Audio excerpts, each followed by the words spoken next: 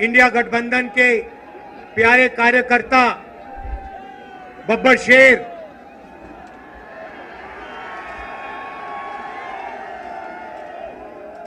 जो अब एक साथ टीम में जाके शिकार कर रहे हैं। प्रेस के हमारे मित्रों, कहना पड़ता है मगर ये हमारे मित्र नहीं है, ये मोदी जी के मित्र हैं। 24 घंटा उनका काम करते रहते हैं। इन बेचारों की गलती नहीं है।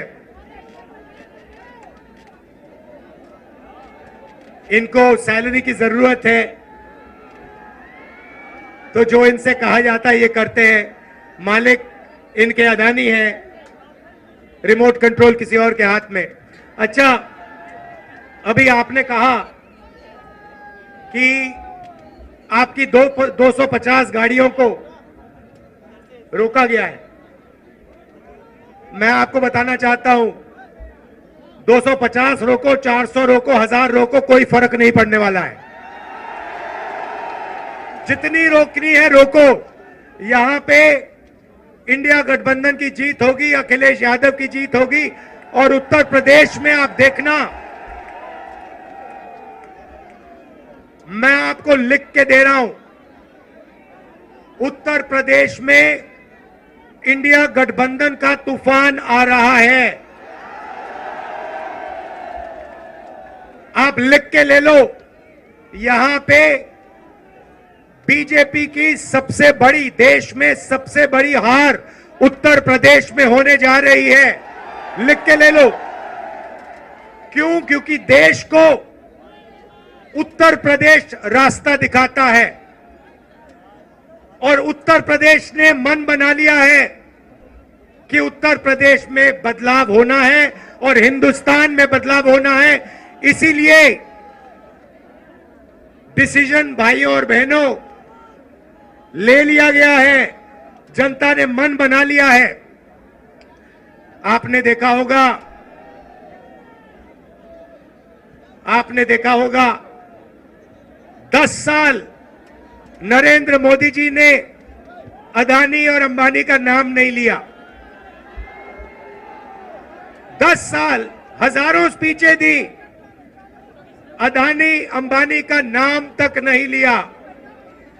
मगर अब भैया देखिए, जब कोई डर जाता है तो उन्हीं लोगों का नाम लेता है जो सोचता है बचा पाए। इसीलिए नरेंद्र मोदी जी ने अपने 2 मित्रों का नाम ले लिया कि भैया मुझे आके बचाओ, इंडिया गठबंधन ने मुझे घेर लिया है, मैं हार रहा हूं, मुझे बचाओ, अदानी अंबानी जी मुझे बचाओ। इसीलिए नरेंद्र मोदी जी ने नाम लिया। अच्छा, उनको यह भी मालूम है कि अदानी जी कौन से टेम्पो में और कैसे पैसा भेजते हैं। पर्सनल एक्सपीरियंस है प्रधानमंत्री जी का, टेम्पो वाला। तो भाइयों और बहनों, अब बीजेपी, नरेंद्र मोदी, अमित शाह आपके ध्यान को इधर उधर ले जाने की कोशिश करेंगे। अगले 10-15 दिन में आप देखना, ये आपके ध्यान को भटकाने की कोशिश करेंगे।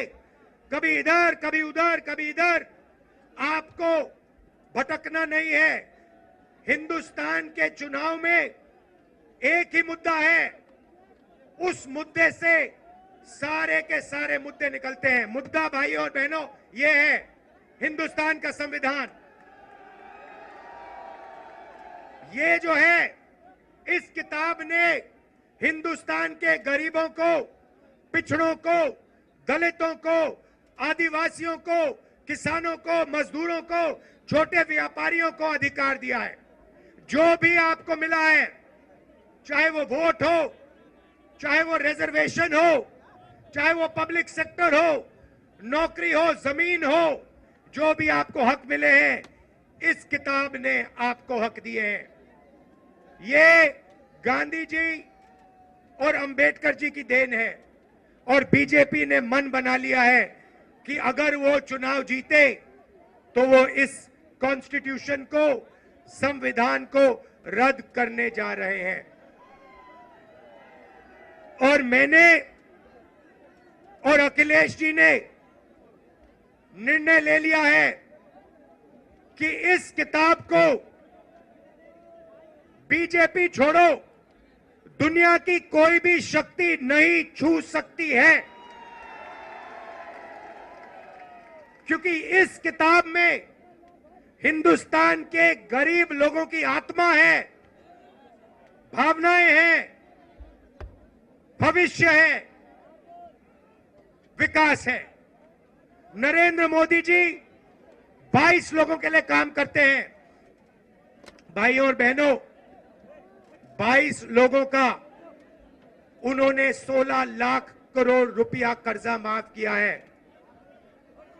16 लाख करोड़ रुपया मतलब 24 साल का मनरेगा का पैसा नरेंद्र मोदी जी ने 22 लोगों को दिया है।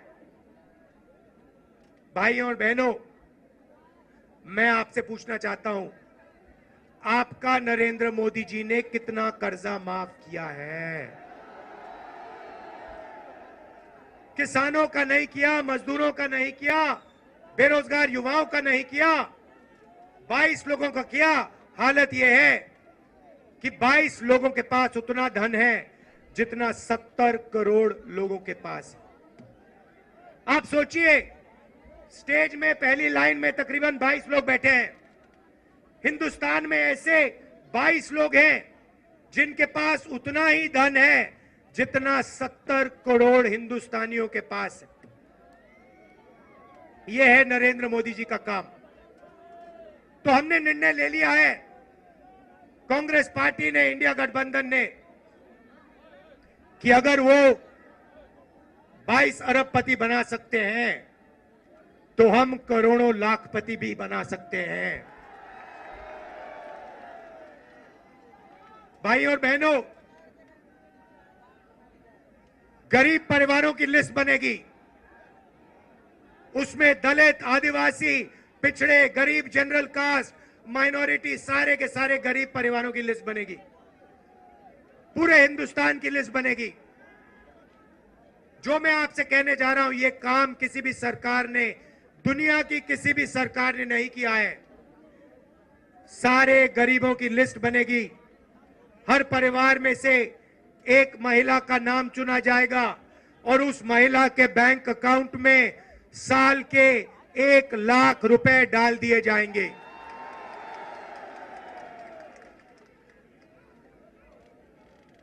महीने के 8,500 रुपए हर महीना 1 तारीख को खटाखट खटाखट खटाखट खटाखट खटाखट करोड़ों परिवारों के बैंक अकाउंट में। जिंदगी बदल जाएगी। जैसे नरेंद्र मोदी जी ने 22 लोगों को मदद की, वैसे ही हम करोड़ों लोगों को लाखपति बनाने जा रहे हैं। भाइयों और बहनों, यह पैसा हर महीने मिलेगा और उस दिन तक मिलेगा जिस दिन तक ये परिवार गरीबी रेखा से नीचे होंगे। जब तक ये गरीबी रेखा के ऊपर नहीं जाएंगे, उस दिन तक हर महीने इनको पैसा मिलता जाएगा, मिलता जाएगा, मिलता जाएगा, मिलता जाएगा। ये मीडिया वाले कहेंगे कि देखो, इंडिया गठबंधन गरीबों की आदत बिगाड़ रहा है। मैं इनसे कहना चाहता हूं, जब नरेंद्र मोदी जी ने अदानी जी का लाखों करोड़ रुपए कर्जा माफ किया तो उनकी आदत नहीं बिगड़ी क्या? अरबपतियों की आदत नहीं बिगड़ी क्या? और आपको जो कहना है कहो, जो मीडिया वालों को कहना है कहो। आप कहते हो मोदी जी का जितना फोटो लगाना है लगाओ, हम करोड़ों लाखपति बनाने जा रहे हैं, हमें कोई फर्क नहीं पड़ता। आप क्या कहते हो? आप हो ही मोदी के, आप अदानी के हो, आप मोदी के हो। आप किसानों के नहीं हो, मजदूरों के नहीं हो, गरीबों के नहीं हो, पिछड़ों के नहीं हो, दलितों, आदिवासियों के नहीं हो। भाइयों और बहनों, नरेंद्र मोदी जी ने करोड़ों युवाओं को बेरोजगार बनाया। कोविड आया, हिंदुस्तान के बेरोजगार युवाओं से कहा, भाइयों और बहनों, थाली बजाओ, थाली बजाओ, थाली बजाओ। और जो मजे की बात आप सुनिए, आपसे उन्होंने कहा थाली बजाओ, और फिर इलेक्टोरल बॉन्ड स्कीम में जो लोग, जिस कंपनी ने वैक्सीन बनाई, उस कंपनी से बीजेपी ने करोड़ों रुपया लिया। करोड़ों आपका रुपया नरेंद्र मोदी जी ने, बीजेपी ने वैक्सीन बनाने वाली कंपनी से लिया। आप मर रहे थे, आपके पास ऑक्सीजन नहीं था, वेंटिलेटर नहीं था, और आपसे वो कह रहे थे थाली बजाओ, और कंपनी वो कह रहे थे हमें पैसा दो। ये नरेंद्र मोदी की सच्चाई है। इलेक्टोरल बॉन्ड्स में साफ लिखा है। भाइयों और बहनों, बेरोजगार युवाओं के लिए पहली नौकरी पक्की स्कीम है। मतलब समझा देता हूं, हिंदुस्तान के बेरोजगार युवाओं को पब्लिक सेक्टर में, प्राइवेट सेक्टर में, सरकारी अस्पतालों में, सरकारी कॉलेजेस, यूनिवर्सिटीज में, सरकारी ऑफिसेज में 1 साल की अप्रेंटिसशिप मिलेगी, ट्रेनिंग मिलेगी, और बैंक अकाउंट में महीने के 8,500 रुपए, साल के 1 लाख रुपए करोड़ों युवाओं के बैंक अकाउंट में जाएंगे। हम रुकने वाले नहीं हैं। किसानों से कहना चाहता हूं, उन्होंने अरबपतियों का कर्जा माफ किया, हम आपका कर्जा माफ करने जा रहे हैं। और मजदूरों से कहना चाहता हूं, आज आपको 250 रुपए मिलता है मनरेगा में, आपको 400 रुपए मिलेगा इंडिया गठबंधन की सरकार आने के एकदम बाद। आशा और आंगनवाड़ी महिलाओं से कहना चाहता हूं, आपकी आमदनी हम दुगनी करने जा रहे हैं। भाइयों और बहनों, मन बना लिया है, जितना पैसा इन्होंने अदानी अंबानी को दिया, उतना पैसा इंडिया गठबंधन की सरकार हिंदुस्तान के गरीब लोगों को, किसानों को, मजदूरों को, बेरोजगार युवाओं को देने जा रही है। कर लो जो करना है आपको, आप जो करोगे करो, हम जो करने वाले हम करेंगे। भाइयों और बहनों, एक बात याद रखो, चुनाव में 10-15 दिन बचे हैं, मगर एक बात गारंटी करके लिख लो, हमने जो काम करना था, अखिलेश जी ने, इंडिया गठबंधन ने, हम सब ने मिलकर पिछले 2 साल से हम काम कर रहे हैं। भारत जोड़ो यात्रा, नफरत के बाजार में मोहब्बत की दुकान, न्याय यात्रा, इंडिया गठबंधन की मीटिंग, हमने जो काम करना था भाइयों और बहनों, हमने कर दिया है। आप गारंटी लिख के ले लो, नरेंद्र मोदी हिंदुस्तान का प्रधानमंत्री नहीं बनेगा। बात खत्म हो गई है, मीडिया वाले नहीं बताएंगे, मगर याद रखो, कोरोना के बारे में मैंने कहा था, याद रखो, नरेंद्र मोदी हिंदुस्तान का प्रधानमंत्री नहीं बनने वाला है। यहां पे मेरे भाई अखिलेश यादव को भारी बहुमत से जिताना है, सबसे ज्यादा वोटों से जिताना है। इंडिया गठबंधन के सारे कार्यकर्ताओं मिलकर एक हो जाओ। कांग्रेस पार्टी के कार्यकर्ता, समाजवादी के बाकोई, देखो इतना जोश है, आपने छत को भी रोक दिया।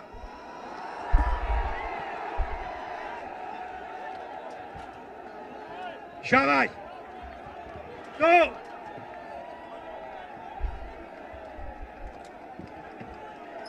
नीचे से इतनी शक्ति है कि छत भी रोक दी आपने। मैं देख रहा हूं जहां मैदान में लोग हैं और बड़ी संख्या में अभी भी लोग आ रहे हैं। जो हमारा बाईं तरफ मंच है, और सड़क के किनारे जितने भी बड़े बड़े पेड़ दिखाई दे रहे हैं, उसके नीचे बड़ी संख्या में लोग हैं। मंच के पीछे भी दिखाई दे रहे हैं। ये कन्नौज के हमारे अपने लोग इस बार न केवल जिताने जा रहे हैं, बल्कि रिकॉर्ड मतों से ऐतिहासिक वोट देकर से देश की बड़ी जीतों में शामिल होने जा रहे हैं। मुझे अपना पहला चुनाव याद आ रहा है। जो हमारे पुराने साथी होंगे वो जानते होंगे कि इसी मैदान में मैं पहली बार आया था और उस मंच पर नेताजी से लेकर के पार्टी के सभी वरिष्ठ नेता थे। और जब मुझसे अपील करने के लिए कहा गया था, मुझे आज भी याद है कि केवल मैंने नाम लिए थे और केवल आप लोगों से सहयोग मांगा था। उसके अलावा मैं कुछ नहीं बोला था। उसके बावजूद भी कन्नौज की उस जनता ने मुझे, जो पहला चुनाव था, अच्छे वोट से जिता करके भेज दिया। उस समय जो बातें कही गई थी, नेताजी ने कहा था, याद होगा, कि मैं इसे आपको अपने बीच में भेज रहा हूं, इसे नेता बना देना। हमारी पार्टी के दूसरे नेता ने कहा था कि इसको सुल्तान बना देना। किसी ने कहा था कि ये आपके साथ कंधे से कंधा मिलाकर के अपनी पूरी राजनीतिक जीवन में आपके साथ खड़ा दिखाई देगा। और उसका परिणाम है कि पहले चुनाव से जब भी मुझे चुनाव लड़ना पड़ा होगा, मैं चुनाव लड़ा नहीं लड़ा, लेकिन अपने कन्नौज के लोगों को कभी मैंने छोड़ा नहीं।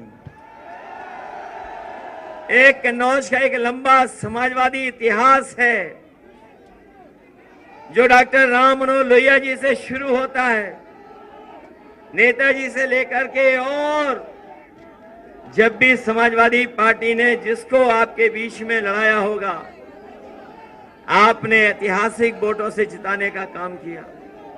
और जब मैं जीता हूं तो इस कन्नौज को विकास की ऊंचाइयों तक ले जाने का काम किया है।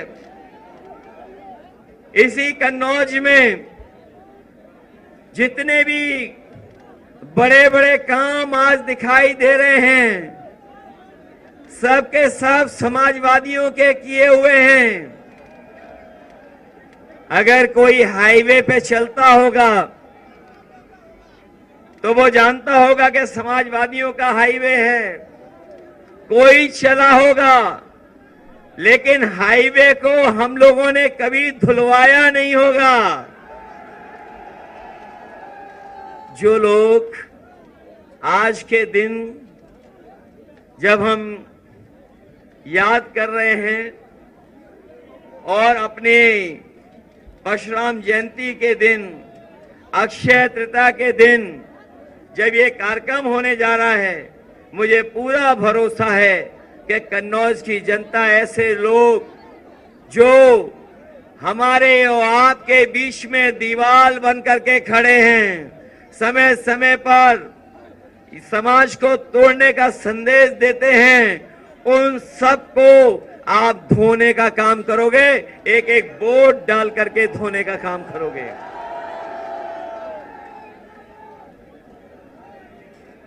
वैसे तो चोरी में झगड़ा तभी होता है जब बंटवारा ठीक से नहीं होता है। चोरों में झगड़ा तभी होता है जब चोरी की चीज का बंटवारा ठीक ना हो।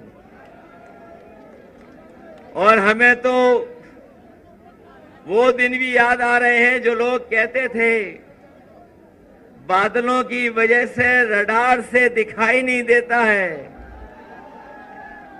और नाले की पाइप से गैस निकाल करके चाय बनाई जा सकती है।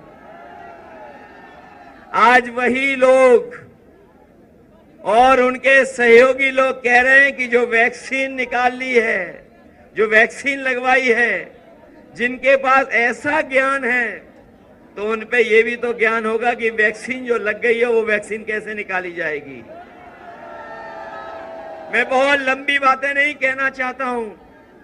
हमारा किसान, नौजवान और इस देश की जनता बदलाव चाहती है। बीजेपी के लोगों ने पिछले 10 साल में और लखनऊ की सरकार ने 7 साल में जनता को झूठी बातें और वादे झूठे देकर के गुमराह करने का काम किया है। हम सब मिलकर के, इंडिया गठबंधन और समाजवादी पार्टी मिलकर के इनको सबक सिखाने जा रही है। ये लोग जो हमारे आपके पीछे और संविधान के पीछे पड़े हैं, जो अपने आप को कहते थे कि डबल इंजन की सरकार है, ये बड़ी बड़ी होर्डिंगें आप इनकी देखो, जो बड़ी बड़ी होर्डिंग लगाए हैं, जो अपने आप को डबल इंजन की सरकार कहते थे, उनका एक इंजन गायब है और जिस इंजन के लिए वोट मांगने आ रहे हैं वो खटारा इंजन तो कहीं होर्डिंग पे दिखाई नहीं दे रहा है। मैं आप सबका धन्यवाद देता हूं। मैं राहुल गांधी जी का धन्यवाद देता हूं कि जिन्होंने यहां आकर के और अपील हम लोगों के लिए करने आए हैं, हमारा आपका मनोबल बढ़ाने आए हैं।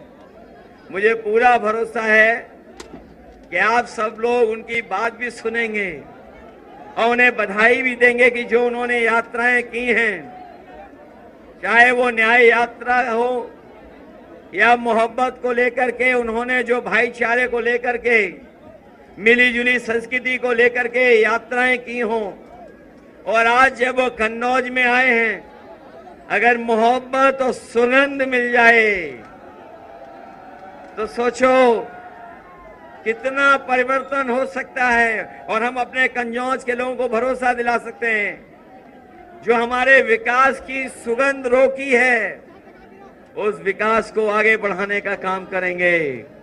मैं आज के दिन जब आप वोट डालने जा रहे हैं कुछ दिन बाद, मैं एक ही अपील आपसे करना चाहता हूं कि आज जब आप आए हैं, आज के बाद कल आखिरी दिन होगा प्रचार का, उसके बाद प्रचार नहीं हो पाएगा। मैं आप सबसे अपील करता हूं कि अपने गांव, अपने बूथ पर जाकर के समाजवादी पार्टी के पक्ष में माहौल के साथ साथ वोट डलवाने की तैयारी करना। हम लोग आ पाए ना पाए, बताओ आप लोग तैयारी करोगे बूथ पर? और अब तो बीजेपी की हार होने में केवल 4 कदम बाकी हैं, केवल 4 चरण, 4 कदम, 4 चरण बाकी हैं केवल। और ये 4 चौथे चरण का चुनाव बिल्कुल बीच का चुनाव है। अभी तक तो वो नीचे जा चुके हैं बहुत। ये चौथे चरण का चुनाव जो बिल्कुल बीच का चुनाव है, बताओ भारतीय जनता पार्टी का पूरा बैलेंस खराब कर दोगे कि नहीं करोगे? बस इन्हीं बातों के साथ मैं अपने कन्नौज के सभी लोगों का धन्यवाद देता हूं, मंच पर उपस्थित सभी नेताओं का धन्यवाद देता हूं। मैं एक बार फिर राहुल गांधी जी का कन्नौज शहर में, जो ऐतिहासिक शहर है, हमारा न केवल इतिहास पूरे देश और दुनिया में जाना जाता है, बल्कि सुगंध और यहाँ के व्यापार की वजह से कन्नौज की एक अलग पहचान है। मैं अपने कन्नौज के लोगों का भरोसा दिलाता हूं कि कन्नौज की पहचान को और ऊंचाई तक पहुंचाने का काम करेंगे। बहुत बहुत धन्यवाद आप साथियों और दोस्तों। मैं हाथ जोड़ के आपसे विनती करने के लिए आया हूं, इसलिए आया हूं कि राहुल गांधी जी ने रामलीला के मैदान में कहा, अखिलेश यादव जी हर सभा में कह रहे हैं कि ये 2024 का चुनाव अंतिम चुनाव है। भारतीय जनता पार्टी अगर गलती से जीत गई तो ये संविधान को खत्म करेंगे, आरक्षण को खत्म करेंगे, चुनाव को खत्म करेंगे। अपने वोट को बचाने के लिए इस बार वोट कीजिए और बीजेपी की जमानत जब्त कराने का काम कीजिए। और जब मैं कह रहा हूं कि आरक्षण खत्म करेंगे तो इस बात के आधार पर कह रहा हूं कि भागवत जी ने कहा था आरक्षण खत्म होना चाहिए। मनमोहन वैद्य आरएसएस के नेता कहते हैं आरक्षण खत्म होना चाहिए। 1989 में भारतीय जनता पार्टी ने आरक्षण का विरोध किया था जब ओबीसी का आरक्षण लागू हुआ था। ये लोग संविधान खत्म करना चाहते हैं। लल्लू सिंह कहते हैं अयोध्या के प्रत्याशी संविधान खत्म करो। ज्योति मिर्धा कहती हैं संविधान खत्म करो। अरुण गोविल कहते हैं संविधान खत्म करो। अनंत हेगड़े कहते हैं संविधान खत्म करो। अरे जो बाबा साहब का संविधान खत्म करेगा हम उसकी राजनीति खत्म करेंगे, यह संकल्प हमको लेना है। इतनी नफरत है भाजपा के मन में, इतनी नफरत। 5 साल तक मुख्यमंत्री रहे अखिलेश यादव जी, 5 साल तक। और जब अपना घर खाली किया तो भाजपा के लोगों ने गंगा जल से वो घर धुलने का काम किया। इतनी नफरत। अभी कुछ दिन पहले कन्नौज के अंदर अखिलेश यादव जी एक मंदिर में चले गए, उस मंदिर को गंगा जल से धुलने का काम किया। इतना अपमान करते हो आप, इतनी बेइज्जती करते हो आप, इतनी घृणा है आपके मन में पिछड़ों के प्रति, दलितों के प्रति। मैं आप लोगों से निवेदन करने के आया हूं, जो अखिलेश यादव का अपमान हुआ अपने वोट की ताकत से उसका बदला ले लेना। तैयार हो सब लोग? तैयार हो ना? तैयार हो? मंदिर का शिलान्यास होता है, दलित समाज से आने वाले राष्ट्रपति रामनाथ कोविंद जी को नहीं बुलाते। मंदिर का उद्घाटन होता है, आदिवासी समाज की राष्ट्रपति द्रौपदी मुर्मू जी को नहीं बुलाते। अपमान करते हो आप दलितों का, पिछड़ों का, आदिवासियों का। इसीलिए अखिलेश यादव जी ने आह्वान किया है पीडीए मिलकर इस बार भारतीय जनता पार्टी की जमानत जब्त कराने का काम करेंगे। तैयार होना सब लोग? मोदी जी क्या कर रहे हैं? कह रहे 400 पार, 400 पार, 400 पार। हमने कहा इन चक्करों में मत पड़ना, ये मोदी जी का जुमला है। गए थे बंगाल में, बोले 200 पार, 200 पार, 200 पार, आई 73 सीट। गए झारखंड में, बोले 65 पार, 65 पार, 65 पार, आई 23 सीट। गए हरियाणा में, बोले 75 पार, 75 पार, 75 पार, आई 40 सीट। गए महाराष्ट्र में, कहने लगे 150 पार, 150 पार, 150 पार, आई 105 सीट। गए कर्नाटक में, कहने लगे 130 पार, 130 पार, 130 पार, आई 65 सीट। गए दिल्ली में, कहने लगे 45 पार, 45 पार, 45 पार, आई 8 सीट। गए मिजोरम में, कहने लगे 21 पार, 21 पार, 21 पार, आई 1 सीट। अब कह रहे 400 पार, 400 पार, 400 पार। जनता करिए तड़ी पार, तड़ी पार, तड़ी पार। तड़ी पार करना है ना? राहुल गांधी जी लगातार अडानी अंबानी के खिलाफ बोल रहे थे। 10 साल में मोदी जी को अडानी अंबानी का नाम नहीं याद आया। चुनाव में अब कह रहे हैं अडानी के खिलाफ नहीं बोलते, अंबानी के खिलाफ नहीं बोलते। अरे मोदी जी, अगर आपको टेम्पू का नंबर मालूम है तो ईडी सीबीआई भेजो, अडानी अंबानी को गिरफ्तार करो, करो गिरफ्तार, उनको करो गिरफ्तार। इसलिए इस जुमले में नहीं फंसना है। अंतिम बात कह के मैं अपनी बात को खत्म करूंगा।